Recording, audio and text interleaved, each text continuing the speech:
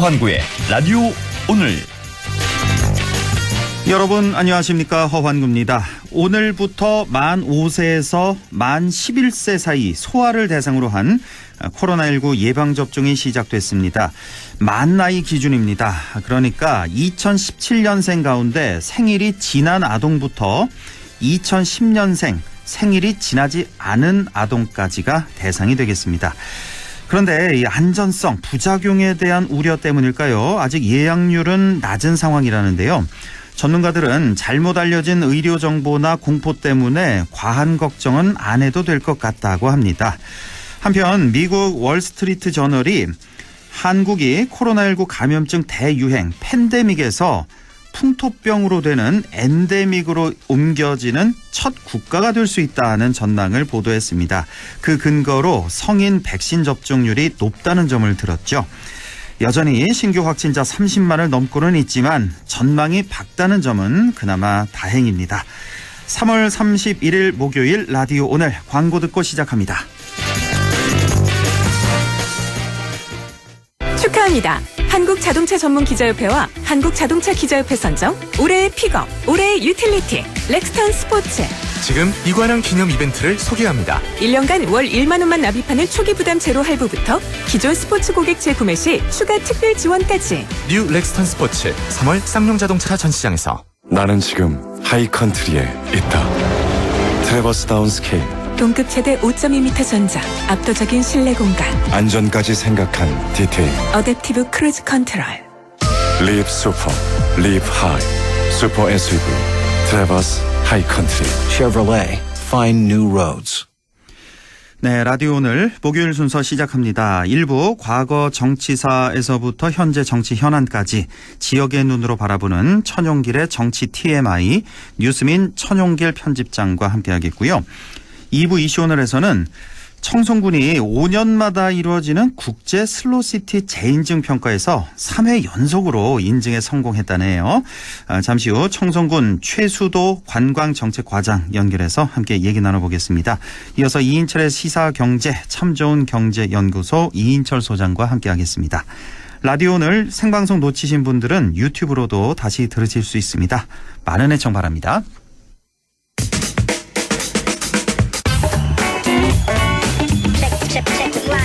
천용길의 정치 TMI, 뉴스민 천용길 편집장과 함께하겠습니다. 안녕하십니까? 네, 안녕하십니까? 예, 자 이제 두 달 앞으로 다가온 지방선거인데요. 그래서 오늘부터 정치 TMI에서는 지방선거 특집 계속 이어진다고요? 네, 오늘부터 지방선거 전까지 그리고 지방선거가 끝난 후의 결과까지 살펴보려고 하는데요. 예. 이전의 지방선거의 역사, 또 특색 있는 후보들, 특색 있는 공약들까지도 앞으로 한번 살펴보겠습니다. 오늘은 경북 북부 지역에 기초자치단체가 9곳이 있는데 이 중에 4곳의 시장 선거를 한번 살펴보겠습니다. 그래요. 예. 자, 이번 6.1 지방선거는 우리 천용길의 정치 TMI만 들어도 거의 반 이상은 다 숙제는 다 하겠네요. 그렇죠? 네. 예, 앞으로 잘 좀 부탁드리겠고. 자, 우리 지역이 4개시 5개 군이 있는데 오늘은 그 4개시 안동, 영주, 상주, 문경 알아보고, 그러면 다음 주는 뭐 5개 군 알아봅니까? 네, 다음 주는 5개 군의 군수를 알아보고 이후에 광역의원과 기초의원 후보들까지도 좀 살펴보겠습니다. 예, 도의원, 시의원도 살펴보고 또 뭐 도지사, 교육감도 알아봐야 될 거 아니에요. 그렇죠? 네, 뭐 도지사 교육감 선거도 종종 제가 소식을 전해드리고요. 다만 경북도지사는 현재까지 전국의 17개 광역단체장 예비 후보가 단 한 명도 등록하지 않은 유일한 곳이라서 좀 천천히 살펴보겠습니다. 이거 어제 뉴스 나오더라고요. 유일하게 경북지사만 아직까지 후보 등록이 없다. 예. 자, 그러면 오늘 4개 시 선거구 보겠습니다. 먼저 이 3선 연임 제한이 있는 시가 있잖아요. 4개 시 가운데 안동과 문경이던가요? 네, 그렇죠. 그렇습니다. 예, 2개시가 이제 3선 연임, 이제 현직 시장은 나오지 못하는데. 자, 그럼 경쟁이 치열한 안동부터 좀 자세히 살펴보죠. 네, 아무래도 현직 시장이 3선 연임 제한으로 출마를 하지 못하기 때문에 현역의 프리미엄을 누릴 수가 없습니다. 예. 때문에 이미 지금 지방선거가 한 1년 남은 시점부터 안동시장 선거는 이 하마평에 오르는 사람들로 좀 뜨거웠었는데요. 아, 그래요? 네, 대통령 선거가 끝나고 나서야 이 국민의힘 내에서 이제 좀 마음 놓고 선거운동을 할 수 있게 됐고, 예. 그러면서 지금 예비 후보가 5명 등록을 했습니다. 아, 현재 5명인가요? 네, 5명. 5명이 예. 누구죠? 5명이? 예. 네, 먼저 이렇게 표현하면 좋을 것 같습니다. 어떻게요? 안동건 씨 4인방대, 예. 비안동건 씨. 네. 그렇죠. 아, 맞아요. 그 예비 후보 지금 권 씨가 4명. 네. 예, 그리고 권 씨 아닌 분이 1명 이렇게 등록을 했는데 권기창, 권영길, 권대수, 권용혁. 그렇죠? 네. 이렇게 4분 예, 후보 등록했고 무소속으로 정훈선 예비 후보 등록했고요.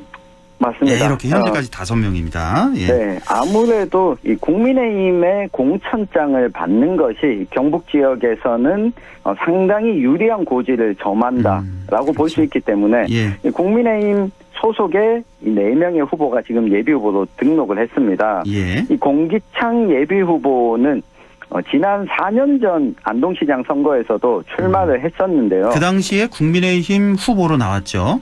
네, 그렇죠. 예. 지난 선거에서 당의 공천을 받았음에도 공천 받고. 불구하고 예.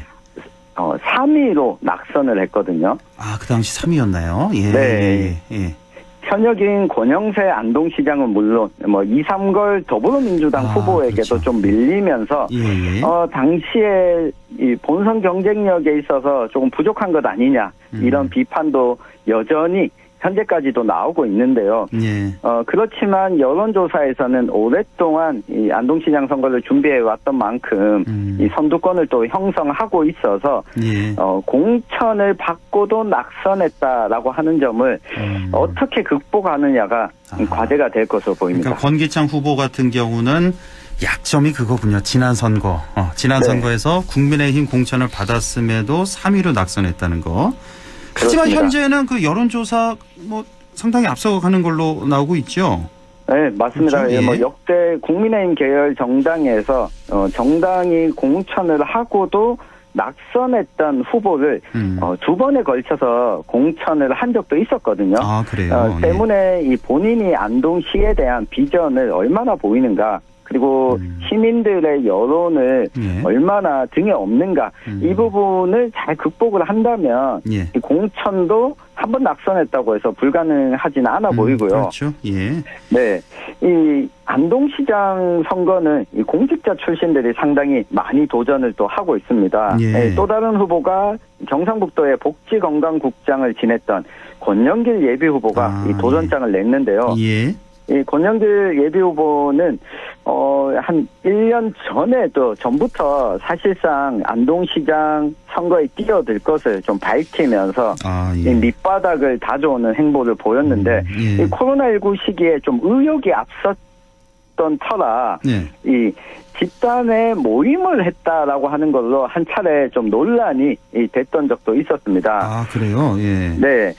다만 이 권영길 예비 후보는 공직을 지냈던 만큼 김관용 전 경북도지사와도 이 깊은 관계를 가지고 있다. 예. 그리고 이 많은 정책을 경상북도 내에서 실행시켜봤다라고 하는 점을 예. 강점을 좀 내세우고 있습니다. 그렇군요. 예. 권기창, 권영길 후보 알아봤고, 네. 그다음에 이제 권대수 후보가 또 나왔죠. 네, 어떤 분입니까? 권대수 예비 후보도 이 공직자 출신입니다. 네. 중소벤처기업부에서 공직 생활을 지냈고 최근에는 퇴직을 하고서 대구 테크노파크 원장으로 또 재직을 했었습니다. 예. 네. 그리고 대구 경북 중소벤처기업 청장을 지낼 때는 또 이 경북 북부 지역과 관련해서 업무를 봤던 경험이 있고요. 예. 공직 생활과 기업을 담당해 왔다라고 하는 점을 안동의 신산업 육성이라는 측면에서 좀 강점으로 내세우고 있습니다. 예. 마지막 국민의힘 소속의 권용혁 후보가 있네요. 네, 이 권영영 예비 후보는 안동에 계신 분들은 잘 아실 겁니다. 김광림 전 국회의원의 이 보좌관 출신인데요. 예. 네, 이 김광림 전 의원이 안동에서만 3선 국회의원을 지냈고 네. 여기서 그 지역 예산이나 중요한 사업들을 반영하는 데 있어서 시민들을 많이 만나왔기 때문에 네. 지역에 알맞는 이 공약을 제시하기에 이 적합하다라고 하는 부분을 좀 강점으로 내세우고 있습니다. 예, 이렇게 해서 국민의힘 소속의 4명의 권씨 후보, 권기창, 네. 권영길, 권대수, 권용혁 후보 알아봤고, 무소속으로 출마한 정운선 예비 후보가 있는데 많이 얼굴이 알려졌습니다. 삼선 시의원 했고 또 시의장까지 했었잖아요. 그렇습니다. 그렇죠? 뭐 예. 시의장도 지냈고 특히 그 안동시 의회가 지난 4년 동안 좀 부정적으로 이야기하면 갈등을 빚어왔고 네. 긍정적으로 이야기하면 시의원들이 그냥 거수기처럼 손만 드는 것이 아니라 그 의회 내부에서 토론과 서로 다른 의견을 내왔던 그런 과정에서 이 당시 국민의힘을 탈당하고 무소속 신분을 계속 유지하면서 이 정운선 시의장이 시의정을 좀 이끌어 왔는데요. 예, 예. 국민의힘 후보 경쟁이 치열한 와중에 무소속으로 지금 출마를 선언했고 또 민주당에서 최근까지도 물망에 오르고 있는 후보가 없는 것으로 좀 전해지면서 예. 이 국민의힘이 강세인 지역이지만 그렇다고 또 국민의힘을 절대 찍지 않는 지지층도 일부 또 포함하고 있는 그렇죠. 안동이기 때문에 예. 무소속의 강점과 또 더불어민주당의 지지층의 표까지 좀 얻어온다면 이 정운선 예비 후보도 겨뤄볼 만하다라고 그렇죠. 하는 분위기로 해석을 할 수 있겠습니다. 그렇네요. 예, 국민의힘 소속 이 예비 후보들이 많으니까 표가 또 갈릴 수가 있으니까 네. 이 예비 후보들 중에서 경선에 끝까지 참여해서 만약에 탈락하면 무소속 출마가 안 되는 거죠. 네, 불가능합니다. 그렇죠? 공직선거법상 불가능한데 경선 진행 중에 진행 이 중에는 경선 과정에 좀 뭐 부적정함을 지적하면서 이 경선에 참여를 중단하게 되면 그때는 또 무소속으로 출마가 가능하거든요. 예. 끝까지 그 부분도 좀 지켜봐야겠습니다. 그렇네요. 예. 정운선 후보 입장에서는 좀 무소속 후보가 좀 많이 좀 나와주는 게 좀 유리할 것 같은 이런 생각이 들고요. 자, 안동을 살펴봤고요. 네. 그다음 어디로 갈까요? 문경으로 갈까요? 네, 문경 역시 고윤환 현 시장이 3선 연임 제안으로 경쟁자들이 많이 뛰어들었습니다. 예. 이미 예비 후보 등록을 역시나 이 문경도 5명이 한 상황이고요. 5명, 예. 네. 지금 문경 같은 경우에는 보면 국민의힘 후보만 5명이거든요. 여기는 네. 뭐 무소속이나 민주당 없습니까, 아직? 네, 민주당도 없고 예. 무소속도 없고요. 예. 일단 최홍호 전 대구시 행정부시장이 예비 후보로 등록을 했습니다. 예. 이 고위공직 생활을 지내면서 이 대구시 부시장을 지낼 때에도 이미 문경시장 출마를 염두에 두고 일찌감치 예. 좀 사퇴를 했고요. 예. 지금 고향으로 돌아와서 이제 고향의 여론을 다지기 시작을 했고 예. 가장 문경시장 후보 가운데 눈에 띄는 후보 중에 또 한 명이 이 신영국 전 문경시장입니다. 신현국 전 시장. 시장을 2번 했나요? 한 번 했나요? 네, 예, 2번 했습니다. 2번 했죠. 2006년과 2010년에 그렇죠. 문경시장에 당선돼서 시정을 이끌다가 두 번째 재선에 성공한 이후에 국회의원 선거 출마를 이유로 문경시장에서 사퇴했습니다. 예. 네. 그렇게 해서 그때 이제 현 고윤환 시장이 보궐선거로 시장 취임하고 맞습니다. 3선까지 하게 된 거군요. 예. 네. 예. 사실 인지도 면에서는 신영국 전 시장이 뭐 유리하다고 볼 수 있겠지만 이 국회의원 선거 출마를 위해서 시장직을 던졌던 적이 있었다. 예. 그리고 지난 선거에서도 무소속으로 문경시장에 또 출마를 했었거든요. 예. 네, 이 지나치게 선거에 자주 보이는 점이 과연 이 국민의힘 공천 과정에서 이 득이 될 수 있을지 독이 될 수 있을지 좀 지켜봐야겠습니다. 그렇죠. 예, 뭐 장단점이 될 수 있겠고 나이도 비교적 좀 많은 편에 속하고 다른 후보에 비해서 맞습니다. 자, 이런 점이 있고 또 서원 후보가 나섰다고요? 네, 문경 역시 공직자 출신들이 많은데요. 예. 서원 예비후보도 영주부시장을 지냈고 경상북도 문화체육관광국장을 지냈습니다. 특히 문체국장을 지낸 이 강점을 내세워서 지금 문경에 좀 관광산업을 활성화시키는 데 기여를 하겠다라고 하는 점을 내세우고 있고 예. 여기 문경시장 선거도 전 문경시 의장을 지냈던 이응천 예비후보도 도전장을 내밀었습니다. 예. 다른 후보와는 달리 농업 경영인의 회장도 지냈던 만큼 이 농심을 좀 잡겠다라고 하는 자신만의 좀 강점을 내세우고 있고요. 예. 이 강수돈 예비후보는 삼성물산에서 전무를 지냈습니다. 기업인 출신입니다. 예. 기업인 출신이라고 하는 점을 강조하면서 특히 이 국내 대기업에서 임원을 지냈다라고 하는 점을 부각하면서 지금 공천 경쟁에 뛰어들었습니다. 예, 이렇게 5명의 후보. 네. 최홍호, 신현국, 서원, 이응천, 강수돈 이렇게 네. 예비 후보 등록 5명 모두 국민의힘 소속으로 했습니다. 여기다가 이제 경북도의회 의장 출신인가요? 지금 네. 현 의장인가요? 그 고우현. 네, 고우현 좀 헷갈리네요, 의장도 지금 예. 뭐 출마 채비를 하고 있고요. 예. 현 의장이죠? 고우현 네, 의장. 현 그렇죠? 의장입니다. 예.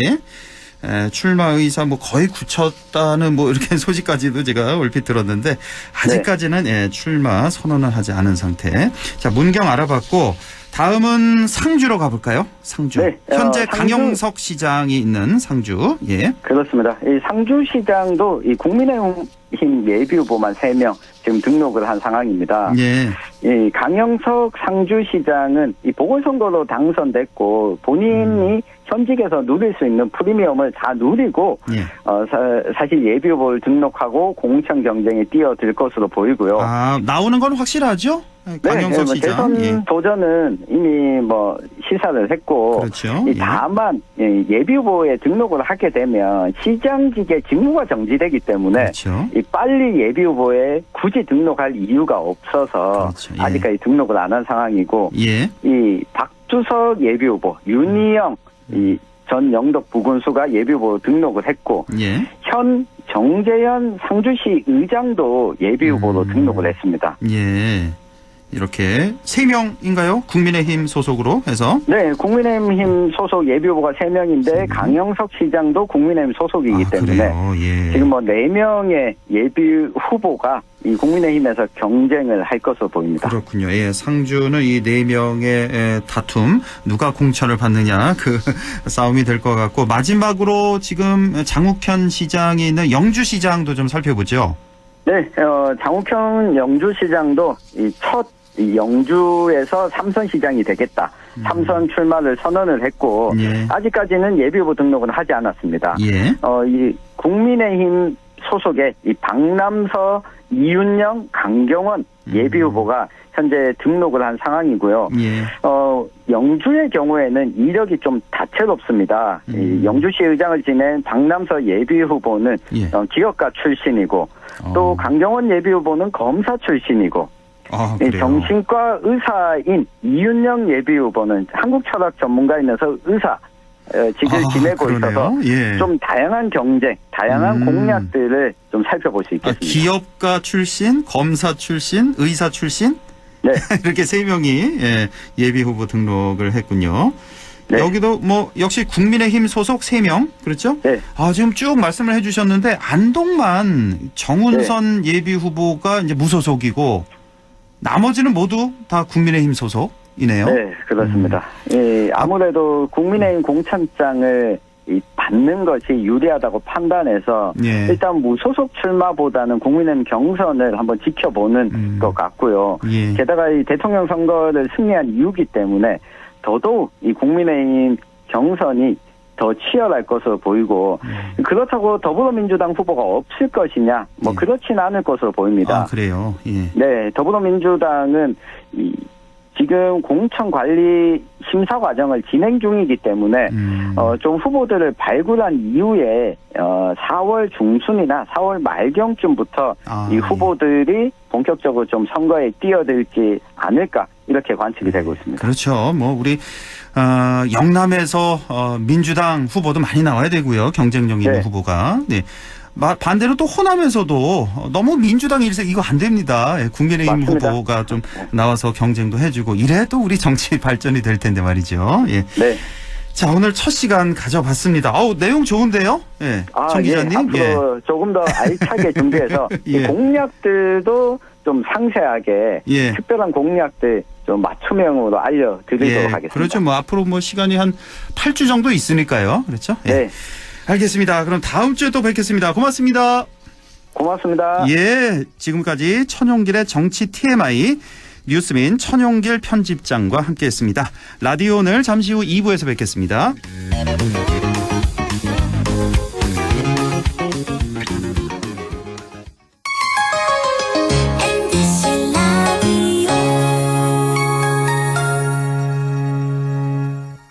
가구 살 땐 꼭 한번 가보자. 안동 명품 가구 백화점. 흑표 흑침대, 양성국 갤러리, 금성침대, 한국 가죽 소파, 장수돌 침대. 다양한 브랜드 가구를 한 곳에서 쇼핑할 수 있는 대형 가구 전시장. 안동 명품 가구 백화점. 예, 며느라. 밥 했어? 설거지 했어? 쓰레기 버렸어? 청소했어? 빨래했어? 개밥 줬어? 아들 낳았어? 딸 낳았어? 아무것도 안 하고 싶다. 이미 아무것도 안 하고 있지만 더 격렬하게 아무것도 안 하고 싶다. 지금은 그냥 라디오만 듣고 싶다. MBC 라디오. MBC 라디오. 라디오 청취자 10명 중 4명이 듣는 방송 국가대표 라디오 MBC 라디오. 이거 마스크 끈이 끊어졌네. 어떡하지? 이거 쓰실래요? 새 건데. 감사합니다. 모르는 사이지만 서로 배려하고 유모차 계단 위험해요. 아이고 고맙습니다. 문화는 다르지만 서로 도움 주고 여기 착한 빵집 돈찔러러 왔어요. 진짜요? 너무 감사해요. 방식은 다르지만 함께 응원하고 사진 보낼 땐 이걸 누르시고 찬송. 이제 알겠네. 고마워요. 세대는 다르지만 소통을 이어가는 우리. 존중과 배려가 우리를 하나로 이어줍니다. 공익광고협의회. 마음을 열어줘. 다가가 나 속삭이도록 언제나 나 생각으로 행복해야 해요.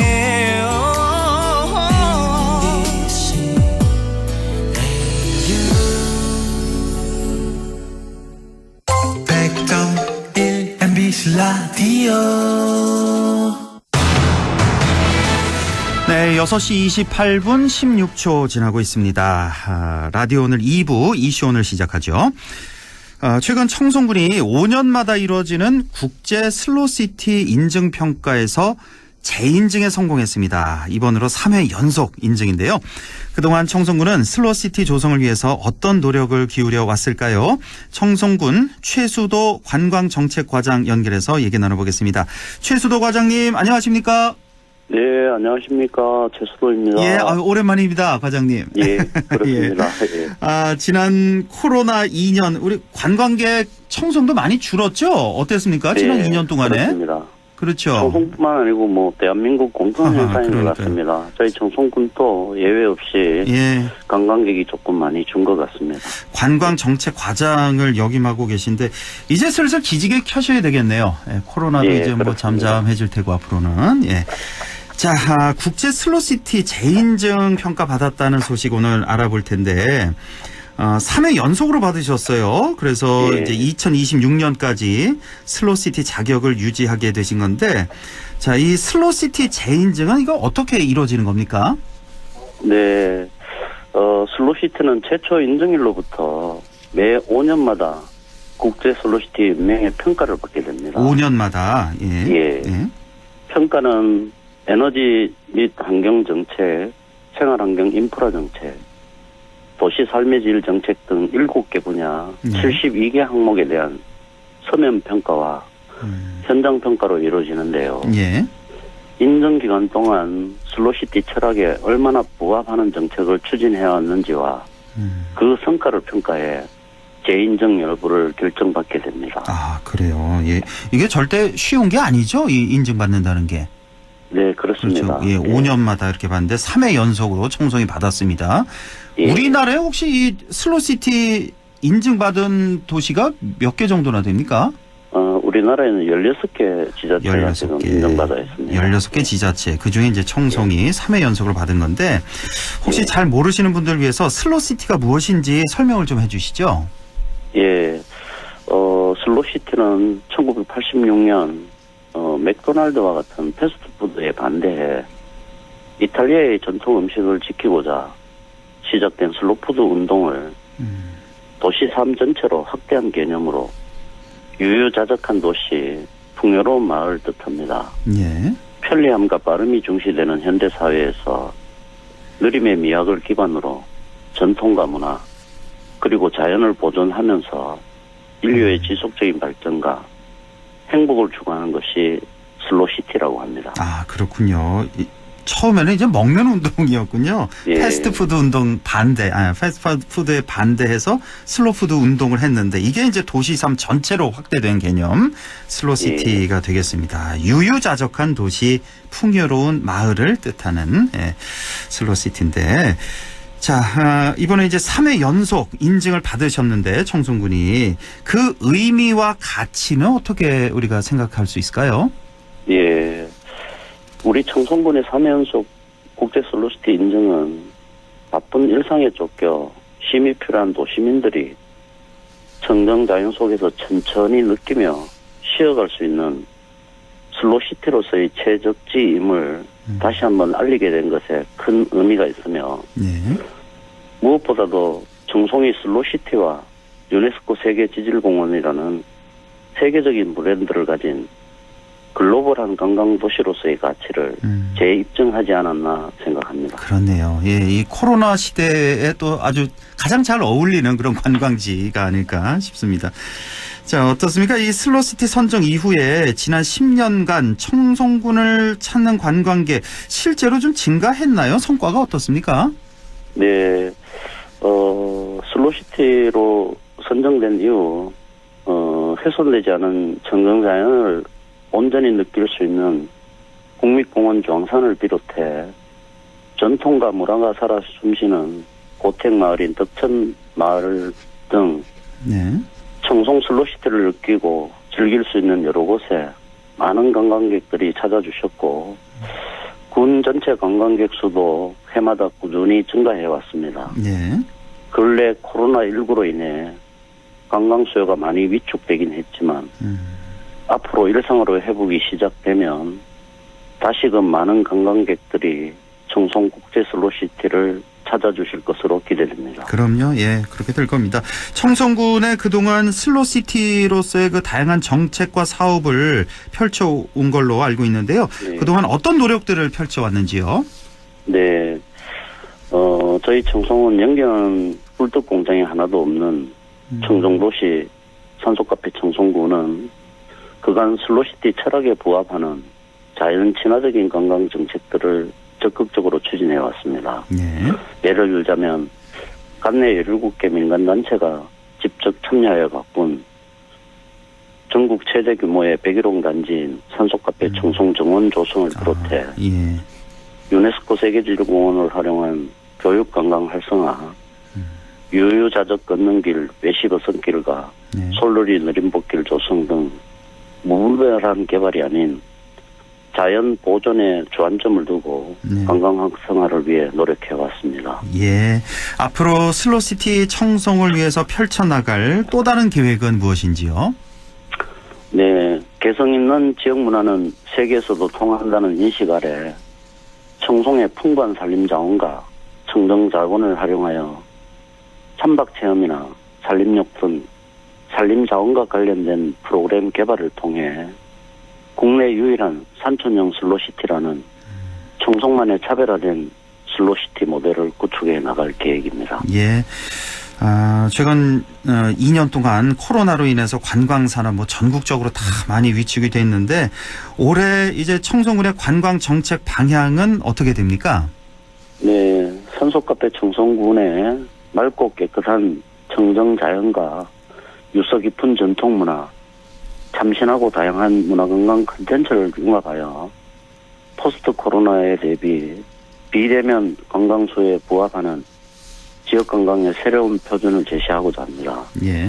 이를 위해서 MZ세대를 타겟으로 SNS를 활용한 전국 적극적인 어떤 홍보를 통해 추진해 나갈 계획이며 네. 산소카페 청송 정원을 새로운 힐링 공간으로 정착시키고 새로운 관광 명소를 만들어내고 주산지 테마파크 조성 사업과 주산지 관광지 조성 사업 등 자연 친화적 휴양 단지 조성을 통해 청송형 관광산업의 외연을 확대해 나가고 특히 백석산 주변 빈여울 방문자 센터 조성을 통한 주민 참여를 기반으로 한 생태관광 활성화로 네. 글로컬 생태관광 도시로 발돋움하는 것이 올해 청송군의 관광정책입니다. 예. 자, 청송하면 생각나는 가장 큰 축제 바로 청송 사과축제인데 작년 재작년 열렸나요? 사과축제 못 열렸죠? 코로나 때문에 열리지 그렇죠. 못했습니다. 2회 연속, 예. 2년 예. 연속 못 열렸는데 올해는 어떻습니까? 지금 열 계획이십니까? 현재까지는? 네, 지금 사회적 거리두기 완화 등 단계적 일상 회복을 기대하면서 제16회 청송 사과축제를 올해 11월 초 개최할 예정입니다. 11월, 예. 예, 코로나19 감염에 대한 우려로 직접 축제장을 찾기를 꺼려하는 환경을 감안해서 올해는 온 오프라인을 병행한 축제를 개최할 예정입니다. 예. 예, 그간 코로나19 장기화로 답답함과 우울함을 느꼈던 사람들이 청송 사과축제를 통해 마음껏 보고 즐기며 코로나 블루에서 벗어나 활기찬 일상을 찾을 수 있도록 예전보다 더욱 다채로운 프로그램을 준비해 예. 국민과 관광객이 참여해 즐길 수 있는 모두가 행복한 축제를 준비하겠습니다. 예, 알겠습니다.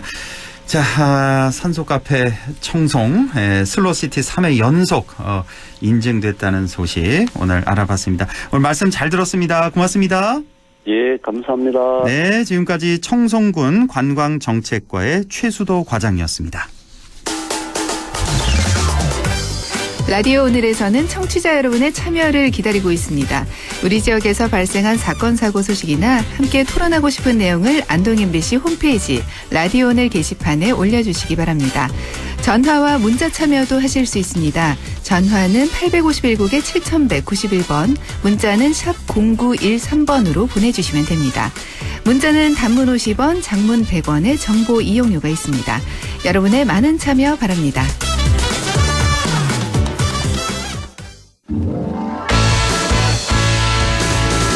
네, 시사 경제 이슈 짚어보겠습니다. 참 좋은 경제연구소 이인철 소장 만나보겠습니다. 안녕하십니까? 예, 안녕하세요. 예, 요금 또 올라간다는 소식 들어왔네요. 다음 달부터, 바로 내일부터네요. 네, 전기요금, 가스요금 다 인상된다고요? 그렇습니다. 이제 공공요금이 들썩이고 있습니다. 일단 정부는 이 에너지 원가 상승에 따른 기준 원료비 조정 차원이다. 그래서 이제 주택용, 일반용 도시 가스요금 평균 1.8% 오른다라고 밝히고 있는데 네. 인상폭은 주택용이 더 큽니다. 3% 오르게 되는데요. 네. 자, 이렇게 되면 주택용 평균 가스요금은 월 860원가량 오를 것으로 보이고요. 예. 4월부터 전기요금도 오릅니다. 전기요금은 4가지 구성 요소가 있습니다. 기본요금, 예. 여기다가 이제 이 기준 연료비, 연료비 이 조정요금, 또 기후 환경요금 이렇게 4가지가 있는데 정부는 일단 그 연료비 조정요금은 일단 이 연료비 연동제에도 불구하고 이제 동결하기로 했지만 그러나 이제 기준 연료비와 기후 환경 요금은 앞서 이미 인상이 예고됐습니다. 그래서 다음 달부터 이제 총 한 킬로와트당 한 6.9원 가량 더 부담을 해야 하는데요. 예. 이렇게 되면 가계부담이 얼마나 늘어나느냐. 4인 가구 기준 월 한 307kW 정도 가량의 전기를 사용한다라고 가정하게 되면 네.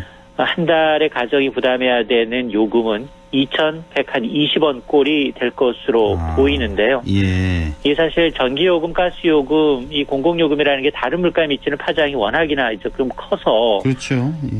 가계 부담은 더 커질 것으로 우려가 됩니다. 예, 뭐 전기요금, 가스요금 합쳐서 한 4인 가구 기준으로 해서 한 3,000원 정도 오른다. 다음 달부터는. 그렇게 보면 되겠군요. 예.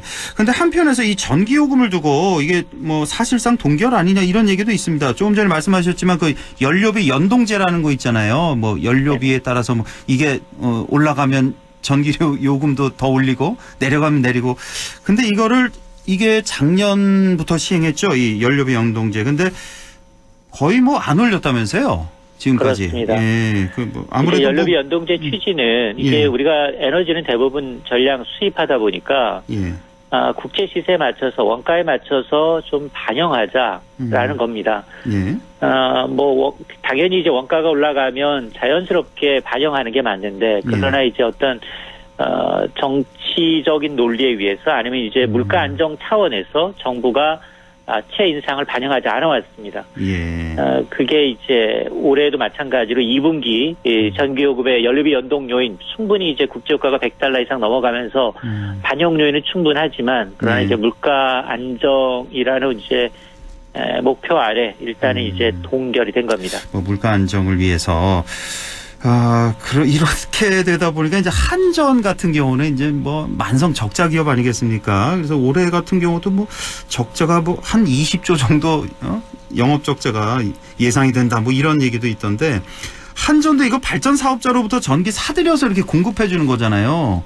맞습니다. 이거 괜찮습니까? 이렇게 적자 폭이 커져도 좀 걱정이 되는데요. 결국은 조삼모사인데요. 예.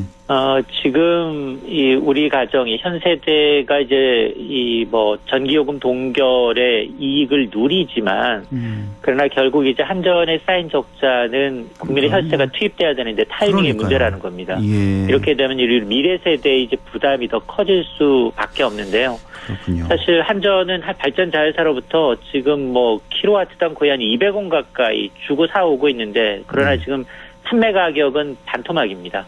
거의 한 100원, 110원 가량으로 이제 팔고 있어서 전기는 팔면 팔수록 적자고요. 예. 그래서 기름값을 지금 현재 인상분을 지금 우리가 지금 인내하고 감내할 거냐, 아니면 이 부담을 미래 세대에 전가할 거냐, 결국 이제 조삼모사라는 얘기가 나오는 겁니다. 예, 요즘 물가 얘기들 많이 하십니다. 에너지 요금 오르죠, 원자재 값 오르죠, 곡물, 비료, 음식료 등등 안 오르는 게 없을 정도. 월급만 안 오른다는 그런 얘기가 있는데, 이렇게 되자 정부에서 이제 물가를 조금이라도 안정시키기 위해서 유류세 인하폭을, 그러니까 지금 유류세 인하 우리가 20% 인하하고 있는 중이잖아요, 지금. 그렇습니다. 그런데 여기 추가로 10%포인트 더 확대하겠다. 이걸 검토하고 있다고요? 맞습니다. 유류세 인하폭은 일단 4월까지는 20%입니다. 네. 그리고 이제 석 달 더 연장하는 기간은 확정이 됐지만 과연 인하폭을 현재 수준 20%를 유지할 거냐. 그러나 최근에 이제 국제유가 배럴당 $100라면서 초강세를 유지하니까 인하폭을 더 늘려야 한다는 겁니다. 네. 이제 법적으로 이제 유류세를 인하할 수 있는 최대 폭이 30%인데요. 네. 홍남기 경제부총리가 이 정도 얘기를 했기 때문에 이제 이 정도 얘기가 나오면 하겠다는 의미로 받아들여질 수밖에 없거든요. 오늘 인수위에서도 건의를 했더라고요. 30%로 늘리자고. 맞습니다. 그렇죠? 예. 그래서 아마 다음 달 5일 물가관계 장관 회의에서 최종 확정될 것으로 보이는데 예. 그러면 인하율이 20에서 30%로 확대되면 휘발유 리터당 세금은 한 574원 가량 이제 내려가게 되거든요. 네. 유류세 한 인하 전보다는 한 246원, 그리고 20% 적용 때보다는 한 82원 정도 줄어드는 효과가 있는데요. 예. 문제는 뭐냐? 유류세 인하폭을 최대로 내려도 국제유가가 계속해서 오르면 체감 효과가 떨어진다는 겁니다. 예. 그러면 세수만 줄고 소비자들 체감은 안 되고 이렇게 되면 푸틴만 바라보는 상황이 될 수도 있다. 이런 참 우픈 슬픈 얘기입니다. 예. 그렇군요. 여기도 휘발유 기준 보니까 제가 조금 전에 오다가 보니까 휘발유 안동 같은 경우는 2,000원 조금 안 되더라고요. 좀 저렴한 데가. 서울은 어떻습니까? 휘발유 기준으로 해서 요즘에? 서울은 지금 일반 휘발유 평균 가격이 2,000원 넘어선 지는 한참 됐고요. 한참 됐잖아요. 기름값은 오늘이 가장 싸답니다. 오전, 오후 가격이 달라지는 주유소들이 질비하고 일반 휴발수가 지금 한 3,000원, 리터당 3,000원까지 최고 가격을 형성한 곳이 있어서 이제 고급 휘발유가 아닌 일반 휴유소 휘발유 가격도 상당히 높은 상황입니다. 그러니까요. 정말 걱정되네요. 자, 이번엔 금리 얘기를 좀 해볼까요? 그 시중 금리가 뛰면서 주택담보대출 금리가 6%를 넘어섰다는 소식인데 이게 11년 만에 최고치라고요? 그렇습니다. 이게 주택담보대출이라는 게 은행이 이제 담보를 갖고 있기 때문에 떼일 염려가 없는 대출입니다. 그러면 이제 6% 시대인데요. 은행의 주택담보대출 금리가 연 6%로 치솟은 건 지난 2011년 이후 11년 만에 처음인데 주택담보대출은 두 가지 유형이 있습니다. 고정형과 이 변동형 대출이 있는데 사실 은행에서 판매하는 건 고정이라고 얘기가 좀 어려운데요. 혼합형이 맞습니다. 최초 대출 5년 동안만 고정금리고 이후에는 변동금리로 바뀝니다. 그런데 이 혼합형이 5대 시중은행의 경우 29일 기준 연 최저가 4%, 최고가 6.01%까지 치솟은 겁니다. 이 얘기는 주택담보대출 신규로 받을 때 3%는 없다. 최고 6%까지 이자를 물어야 한다라는 건데요. 이제 금리 인상 치로 보면 얼마나 이제 빠르게 오르냐를 알 수 있는데요. 이게 지난해 10월에 최고 금리가 5%로 진입을 했는데 5개월 새 연 6%로 치솟았다는 겁니다. 근데 5개월새 기준금리가 1% 올라가느냐? 아니다라는 거죠. 이러면 가계이자 부담이 얼마나 늘어나느냐? 주택담보대출을 3억 원 빌렸다면 이제 금리 연 5%가 적용되면 월 이자 부담이 한 125만 원 정도지만 신규로 3억 원을 빌렸는데 연 6%로 빌린 사람은 월 이자 부담이 25만 원이 추가돼서 월 150만 원의 이자를 물어야 합니다. 한 작년 이맘때쯤만 해도 주택담보대출 2%대도 있지 않았나요? 좀 더 됐나요? 있었잖아요. 그렇죠? 2%대 많았는데 이제 6% 시대가 되고 앞으로 뭐 7%까지 갈지도 모른다. 이런 예상이 자꾸 나와서 이것도 참 걱정이 되네요. 자, 그런데 이렇게 주택담보대출 금리가 가파르게 치솟는 이유 글쎄요, 뭐 기준금리 인상됐고 또 앞으로도 인상될 걸로 예상되기 때문일 텐데 뭐 또 다른 이유도 있을까요? 이유는 크게 한 두 가지인데요. 외부 요인으로 미국의 금리가 너무 빨리 뛰고 있다. 그리고 내부적으로는 지금 차기 정부가 지금 50조 원 규모의 추경 편성하는 것도 이제 금리 상승 속도가 빨라지는 요인인데요. 추경도 영향을 주는군요, 금리에. 그렇습니다. 우선 미국은 이번 달 기준금리를 한 번 인상하면서 이제 연내 6차례 추가 금리 인상 예고했고요. 또 한 번 정도는 빅스텝이라고 해서 0.5% 이상 금리 큰 폭으로 올릴 수 있다라고 예고하니까 미국의 2년물 국고채 금리가 급등하고 있습니다. 그래요? 이렇게 미국의 강도 높은 긴축 정책으로 인해서 은행 금리와 연동되는 채권 시장이 요동을 치고 있는 건데요. 은행들은 대출을 내줄 때 예금과 더불어서 은행채를 통해서 자금을 조달하게 되는데 특히 이제 주택담보대출 고정금리를 내줄 때 은행채 5년물을 발행해서 조달하거든요. 근데 이 은행채 5년물이 지금 2014년 6월 이후 7년 9개월 만에 최고치입니다. 그래 어느 정도입니까? 지금 금리가 한 3.2%를 넘어섰습니다. 3.2%. 여기에다가 최근에 이제 윤석열 대통령 당선인이 이제 소상공인 손실보상을 위해서 50조 원 규모의 2차 추경 편성 지침을 공식화했는데 이게 예비비만 갖고는 좀 불가능하다.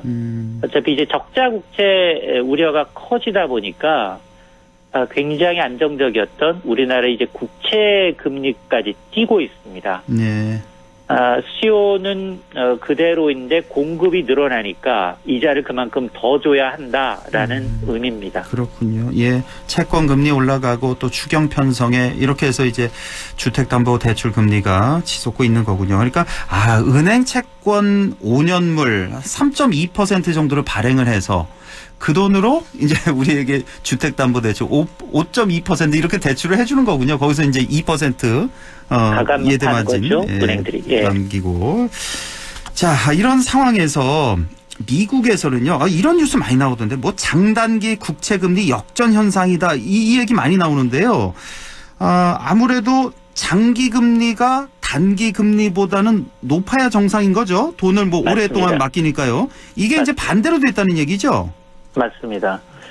지금 미국이 40년 내 최악의 물가난을 타개하기 위해서 강력한 긴축을 예고하는데 이 부작용이 만만치가 않다는 건데요. 예. 말씀하신 것처럼 통상 대출을 해주거나 받을 때 장기로 하면 금리도 높을 수밖에 없습니다. 예. 단기로 해주면 상대적으로 금리가 낮은 게 정상적인 경제 상황인데 예. 그런데 이게 역전 현상이 발생을 했습니다. 미국에서. 왜 이런 겁니까? 왜 역전이 되는 거죠? 왜냐? 지금 미 연준이 인플레이션을 잡기 위해서 공격적으로 기준금리를 올릴 것이다라는 전망이 제기되니까 단기물, 2년물의 금리가 빠르게 치솟고 있습니다. 예.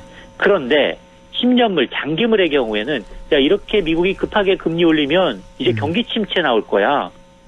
그러면서 장기물은 오히려 금리가 떨어지고 있습니다. 그래요? 그런데 아이러니하게도 실제로 미국에서 1980년대 이후 6차례에서 경기 침체가 나타났는데 예. 이에 앞서서 모두입니다.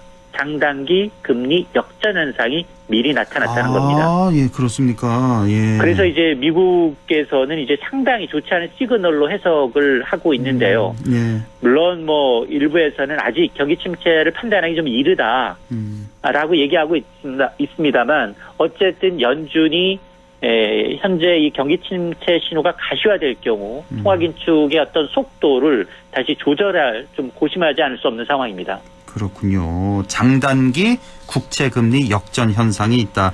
이것은 앞으로 경기 침체가 일어날 것이다라는 우려를 반영한다는 그런 뉴스였고.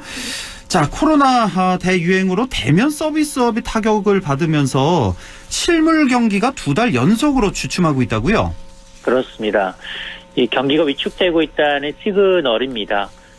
통계청이 2월 전 산업 생산이 한 달 전에 비해서 0.2% 감소해서 2달 연속 줄고 있습니다. 이게 21개월 만에 처음인데요. 네.